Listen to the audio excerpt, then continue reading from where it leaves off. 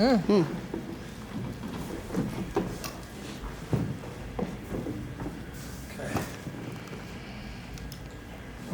Hey, Coach. Being up 22 early in the game and then kind of them coming back, just what kind of happened in that run that allowed them to pull the game within 5? Well, they hit shots, and I thought we got the lead. We were really efficient offensively, moving the ball, guys, playing really well together, and we had some breakdowns. Flynn passed the ball, ran into the corner. A couple times we didn't get hands up on guys. We got cracked on a pick and roll, and they made some shots too. So some of that wasn't our breakdowns. It was a combination of some breakdowns and Detroit making plays. Of course, you don't want to look too far ahead, but do you think tomorrow night's matchup against the Mavericks maybe played a role in some of the lack of focus and the breakdowns? I don't think so. I thought there were stretches where we were really, we lost focus at the end of the game as well. So I don't think that we were, looking ahead to anything. I just think we looked a little tired towards the end of the game, and we just have to. That's a time where you just have to be really sharp and crisp, especially if they're going to foul. You can't turn the ball over late and give them layups. Thoughts on locking up at least game 83 for your team? Say what? Locking up game 83. It's always good to have an opportunity to play in the postseason.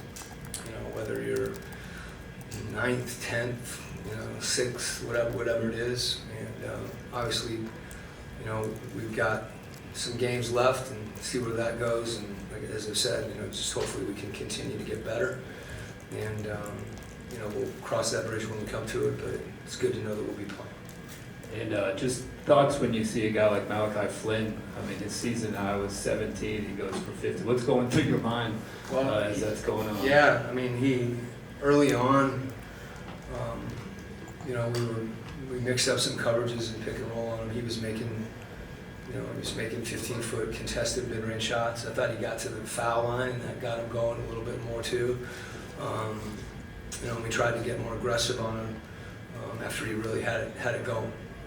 We were more trying to impact him a little bit, and I thought, he still made plays, but we made it a little less comfortable for him. But he played great, and obviously tip your hat to some of the plays that he made. I thought there were other ones that, maybe we could have impacted more, but nobody overlooked him. He had a hell of a game. The ball was in his hands a lot, and he made plays. Coach, Jalen's first career triple-double. What was impressive was his assists. Can you just talk about how he keeps elevating his game at different levels? Well, tonight was a stellar game, and you mentioned the assist. He just let the game come to him. There were a number of times he was just finding people, and when you do that, and then all of a sudden, when the game was on the line, he had that pick and pop where he banged the three. He got the ball to the dots and went up strong. He made a shot. He made a couple free throws. Just a lot of really good things that he did. And as I said, he took what the defense gave him. I thought, he's a basketball player. He can do all those things. He can shoot, pass, handle. And, when he's not predetermined about what he's going to do, there are so many little things that he did that won't even show up. But sometimes when someone plays that way, you really enjoy the fact that they were then rewarded on a stat sheet after the game too, because he played a really, really impressive game. What do you think allows him to stay connected to his teammates even through those times where he's injured? Well, I think coming back the other night, I thought, he was, his timing was a little off. Last night, or Chicago, I should say. But I also thought that he didn't pick his spots as much. There were plays. He's going to draw people, and he just made the right play all the time. And it's really impressive to me. You don't see that often. First of all, it's you have to be capable of doing it for one thing, and then you have to be willing. And he was both. And I think the way he plays, he connects our team when he plays that way. And obviously he connects everybody, not just one or two guys in possession, because sometimes he's just making it's like a hockey assist too, when he's making the right play, and it's infectious.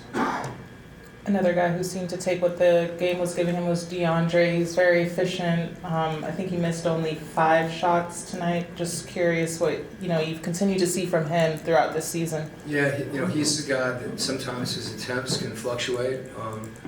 I just want him to be aggressive, and I think when he's aggressive, he's got a clear head, and again, that's where everybody sharing it, puts guys in positions where there's clarity on what their reads are, and the goal is whether you shoot it or pass it or drive it, you do it quickly, and keep an advantage in the possession.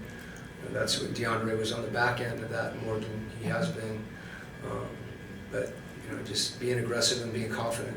Obviously, I have confidence in him. I'm trying to tell him that all the time, and he's listening. Yeah. I don't know if this is necessarily a question about tonight. Just I wanted to ask you about Clint Capella. If you look at his career playing with Chris Paul and early in Trae Young's career, that he's kind of playing in the middle of the floor, a lot of pick and roll, kind of straight up the middle. Mm-hmm. It feels like this season he's more on the elbows. Is that an adjustment for him? And how does he make that adjustment? How does he see the game playing maybe from a different spot?